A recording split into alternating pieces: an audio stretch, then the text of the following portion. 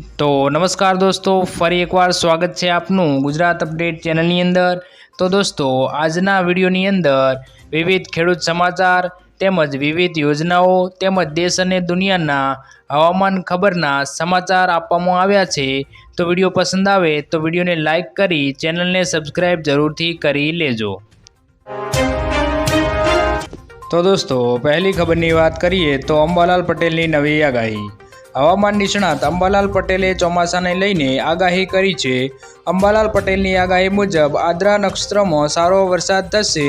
9 થી 21 જૂન વચ્ચે મહારાષ્ટ્રમાં ભારે વરસાદ થશે। આથી ગુજરાતમાં 17 થી 19 જૂન વચ્ચે વરસાદ થશે। તેમજ ગુજરાતમાં તારીખ 22 થી 25 જૂન વચ્ચે આદ્રા નક્ષત્રમાં સારા વરસાદની સંભાવના રહેલી છે।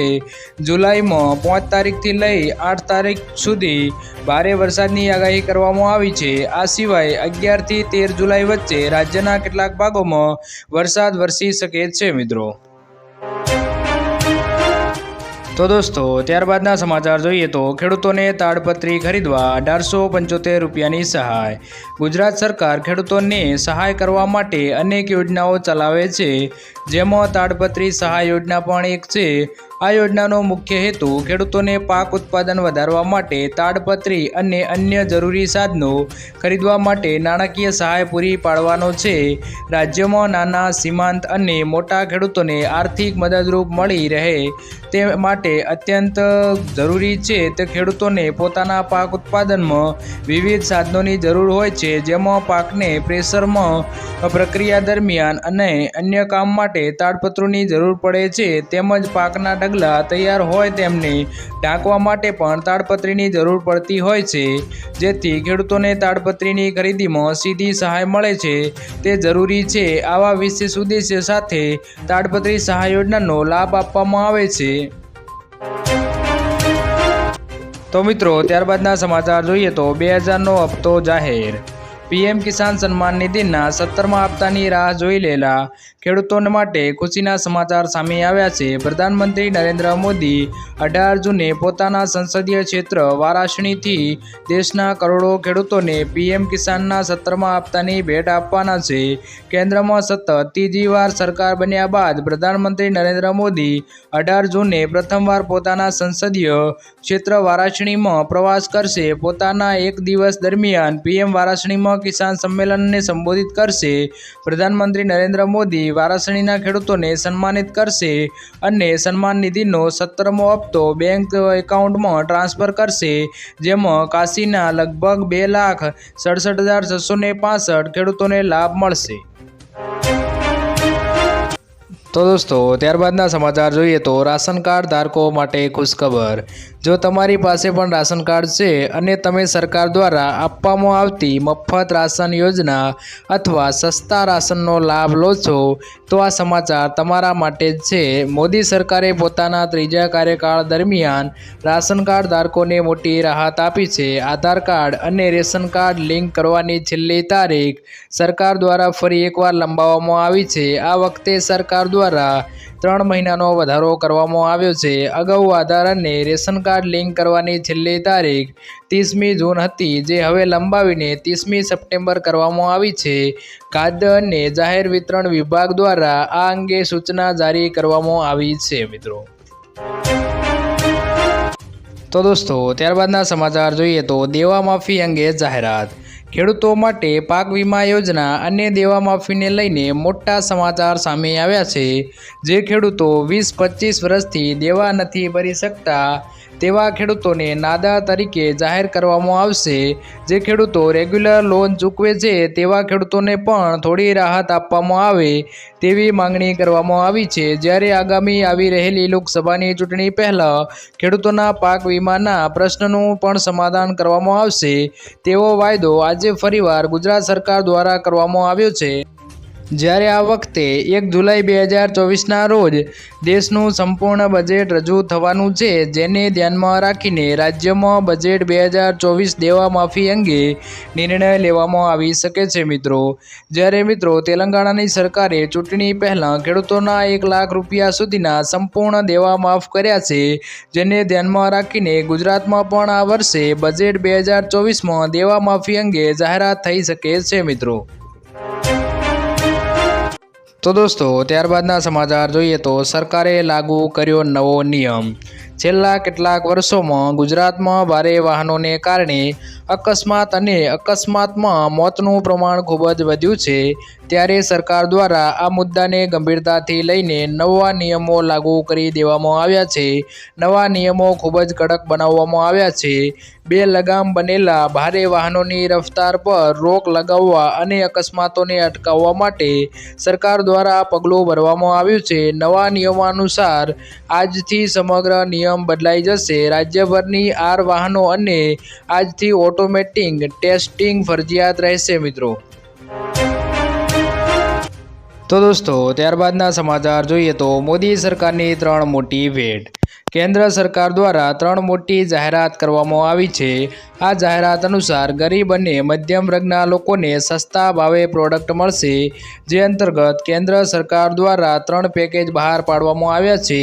જે અંતર્ગત ભારત આટા, ભારત રાઈસ તેમજ ભારત દાળના પેકેજ બહાર પાડવામાં આવ્યા છે। જ્યારે મિત્રો બજારની અંદર તેમની કિંમત 80 થી 150 રૂપિયાની વચ્ચે જોવા મળી રહી છે। પરંતુ સરકાર દ્વારા ગરીબો માટે આ પેકેજ ખરીદી શકે એટલા માટે સસ્તા ભાવે બહાર પાડવામાં આવ્યા છે।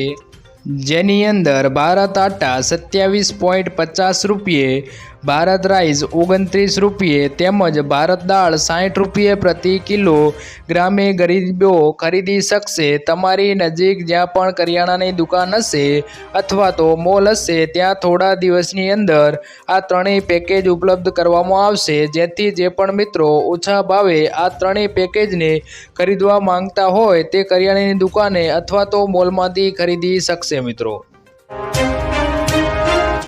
તો દોસ્તો ત્યારબાદના સમાચાર જોઈએ તો ગેસના ભાવમાં ઘટાડો।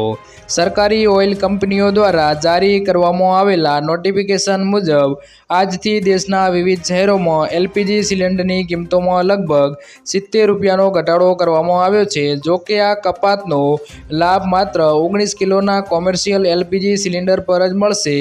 આ વખતે પણ ઘરેલું ઉપયોગ માટેના એલપીજી સિલિન્ડરની કિંમતમાં કોઈ પણ ફેરફાર કરવામાં આવ્યો નથી।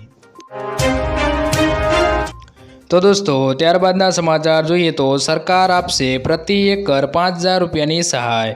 તેલંગાણા સરકાર દ્વારા ખેડૂતો માટે રાયથુ બંધુ નામની યોજના ચલાવવામાં આવે છે। આ યોજના હેઠળ સરકાર દરેક મોસમી પાક દરમિયાન 1 એકર પર 5000ની રકમ આપે છે। તેલંગાણા સરકારે 26 જૂનથી રાયથુ બંધુ યોજનામાં 11મો હપ્તો હેઠળ રાજ્ય સરકાર દ્વારા લગભગ 70 લાખ ખેડૂતોને 7720.29 કરોડ રૂપિયા ટ્રાન્સફર કરવાનું શરૂ કર્યું છે તેવી મીડિયા રિપોર્ટ્સ અનુસાર જાણકારી પ્રાપ્ત થઈ છે મિત્રો। તો દોસ્તો ત્યારબાદના સમાચાર જોઈએ તો 14 દિવસમાં ડુંગળીના ભાવમાં 50%નો વધારો। છેલ્લા 2 સપ્તાહમાં ડુંગળીના ભાવમાં સતત વધારો જોવા મળી રહ્યો છે। નાસિકની લાસલગાંવ મંડીમાં ડુંગળીની સરેરાશ હોલસેલ કિંમત 26 રૂપિયા પ્રતિ કિલો હતી। આ દર 25 મેના રોજ 17 રૂપિયા પ્રતિ કિલો હતો। તે છેલ્લા 2 સપ્તાહમાં ડુંગળીના ભાવમાં 50%નો વધારો થયો છે। જૂન પછી બજારમાં આવતી ડુંગળી ખેડૂતો અને વેપારીઓ પાસે પહેલેથી જ રાખેલા સ્ટોકમાં આવે છે। ડુંગળીના ભાવમાં વધારો થવાની ધારણા પણ કરાયેલી છે મિત્રો।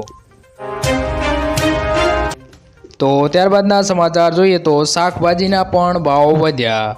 તો મિત્રો ચોમાસું હજુ શરૂ થયું નથી અને ગરમી ઘટતી પણ નથી, જેને લઈને જમાલપુર એપીએમસી શાક માર્કેટમાં એક અઠવાડિયામાં શાકભાજીની આવક 25 થી 30% જેટલી ઘટી ગઈ છે। ભીંડો, ચોળી, દૂધી, ગાજર, રવૈયા, ગલકા, ટીટોડા સહિતની શાકભાજીની આવક રોજ કરતાં 30% ઓછી થઈ ગઈ છે। તાપમાન સતત ઊંચું રહેતા બજારમાં આવતા શાકભાજીના જથ્થામાં વધુ બગાડ હોવાથી આવક પર અસર પડી છે, જેને પગલે ભાવમાં 25%નો વધારો થયો છે મિત્રો। તો મિત્રો ત્યારબાદના સમાચાર જોઈએ તો આ યોજનામાં થશે પૈસા ડબલ। સરકારે નાણાકીય વર્ષ 2023-24ના રોજ ઓક્ટોબર-ડિસેમ્બર સમયગાળા માટે કિસાન વિકાસ પત્ર પર 7.5% વ્યાજની જાહેરાત કરી છે। જો તમે કિસાન વિકાસ પત્રમાં 115 મહિના માટે રોકાણ કરો છો તો તમારા પૈસા બમણા થઈ જશે। કિસાન વિકાસ પત્ર યોજના પોસ્ટ ઓફિસના સ્કીમ હોવાના કારણે તેમાં પૈસા ડૂબી જવાનો કોઈ ખતરો નથી મિત્રો, અને મેચ્યોરિટી સુધી પૈસા ડબલ થઈ જાય છે। વ્યાજ દરમાં વધારા પહેલાં કિસાન વિકાસ પત્રમાં પૈસા 120 મહિનામાં બમણા થઈ જતા હતા, પરંતુ વ્યાજ દર વધવાથી પૈસા બમણા કરવાનો સમયગાળો ઘટતો ગયો છે અને હવે 115 મહિનામાં પૈસા બમણા થઈ રહ્યા છે મિત્રો। ઉદાહરણ તરીકે જોઈએ તો જો કોઈ વ્યક્તિ કિસાન વિકાસ પત્રમાં 15 મહિના માટે 1 લાખ રૂપિયાનું રોકાણ કરે છે તો મેચ્યોરિટી પર તે વ્યક્તિને 2 લાખ રૂપિયા મળશે। કિસાન વિકાસ પત્રમાં તમે 1000 રૂપિયાથી રોકાણ શરૂ કરી શકો છો, જ્યારે મહત્તમ રોકાણની કોઈ મર્યાદા નથી, એટલે કે તમારી ઈચ્છાના પ્રમાણે રોકાણ કરી શકો છો। કિસાન વિકાસ પત્રમાં તમને ટેક્સ છૂટનો પણ ફાયદો મળે છે, જેથી જે પણ મિત્રો કિસાન વિકાસ પત્ર યોજનામાં ખાતું ખોલાવવા માંગતા હોય તે પોસ્ટ ઓફિસમાં જઈને ખાતું ખોલાવી શકે છે મિત્રો। તો દોસ્તો ત્યારબાદના સમાચાર જોઈએ તો સુકન્યા સમૃદ્ધિમાં 5 મોટા ફેરફાર। સરકાર સુકન્યા સમૃદ્ધિ યોજનામાં 5 મોટા ફેરફાર કર્યા છે, જેમાં ખાતા પર વાર્ષિક વ્યાજ દરેક નાણાકીય વર્ષના અંતે જમા કરવામાં આવશે। 18 વર્ષની ઉંમર સુધી માતા પિતા જે એકાઉન્ટ ઓપરેટ કરશે, ખાતું પુનઃસક્રિય કરવામાં ન આવે તો ખાતામાં જમા કરાયેલી રકમ તે પરિપક્વ થાય ત્યાં સુધી લાગુ દરે વ્યાજ મળતું રહેશે। ત્રીજી પુત્રી અને તેનો જન્મ પણ સુકન્યા સમૃદ્ધિ યોજના હેઠળ ખાતું ખોલાવી શકાય છે મિત્રો। તો દોસ્તો ત્યારબાદના સમાચાર જોઈએ તો ખેડૂતો માટે કૃષિ મંત્રીની મોટી જાહેરાત। રવિ સિઝનમાં ટેકાના ભાવને લઈને ગાંધીનગરમાં કૃષિ મંત્રી રાઘવજી પટેલની અધ્યક્ષતામાં બેઠકનું આયોજન કરાયું હતું, જે બેઠકમાં ખેડૂત આગેવાનો, કિસાન સંઘ અને ગુજરાત ભાવ પંચના સભ્યો હાજર રહ્યા હતા। ત્યારે હવે ભાવ પંચના પાકમાં ભાવ નક્કી કરી કેન્દ્ર સરકારને ભલામણ કરશે। આપને જણાવી દઈએ કે રાજ્યોમાં ભાવ પંચની ભલામણના આધારે ટેકાના ભાવ નક્કી કરાય છે। ભાવ પંચની બેઠક બાદ કૃષિ મંત્રી રાઘવજી પટેલનું નિવેદન સામે આવ્યું છે। તેમણે કહ્યું છે કે ખેડૂતોને ભાવ મળી રહે તે માટે સરકાર કામ કરી રહી છે। રાજ્ય સરકાર ભાવો અંગે કેન્દ્ર સરકારને દરખાસ્ત કરશે। વધુમાં કૃષિ મંત્રીએ કહ્યું છે કે ઘઉંના ક્વિન્ટલના 4050, ચણાના ક્વિન્ટલના 7050 ભાવો બેઠકમાં નક્કી કરાયા છે મિત્રો। તો દોસ્તો ત્યારબાદના સમાચાર જોઈએ તો 3 કરોડ નવા ઘર બનાવશે મોદી સરકાર। પ્રધાનમંત્રી નરેન્દ્ર મોદીએ શપથ લીધા બાદ પ્રથમ કેબિનેટ બેઠકમાં મહત્વનો નિર્ણય લીધો છે। તેમને ભારતના ગ્રામીણ અને શહેરી વિસ્તારમાં 3 કરોડ નવા ઘર બનાવવાની મંજૂરી આપી દીધી છે। આ યોજનાની શરૂઆત વર્ષ 2015-16માં થઈ હતી। અત્યાર સુધી આ યોજના હેઠળ 4.21 કરોડ મકાન બનાવવામાં આવ્યા છે। આ ઘરોમાં શૌચાલય, LPG ગેસ, વીજળી કનેક્શન પણ આપવામાં આવે છે। પ્રધાનમંત્રી આવાસ યોજના અંગે નાણામંત્રીએ ઘોષણા કરી હતી કે આગામી 5 વર્ષમાં 2 કરોડ ઘર બનાવવામાં આવશે। PM જય જેની પાસે ઘર નથી, જેમની પાસે BPL કાર્ડ છે, જે આર્થિક રીતે નબળા છે તેવા તમામ લોકોને આ યોજનાનો લાભ આપવામાં આવશે। જ્યારે 2023માં આ યોજનાનું બજેટ 66% વધારી 79,000 કરોડ રૂપિયા કરવામાં આવ્યું હતું મિત્રો। તો દોસ્તો આજના વિડીયોમાં આટલું જ। જો વિડીયો પસંદ આવ્યો હોય તો વિડીયોને લાઈક કરી દેજો અને વિવિધ ખેડૂત સમાચાર, વિવિધ યોજનાઓ તેમજ હવામાન ખબર તેમજ દેશ અને દુનિયાના સમાચાર માટે આપણી આ ચેનલ ગુજરાત અપડેટને સબસ્ક્રાઈબ જરૂરથી કરી લેજો।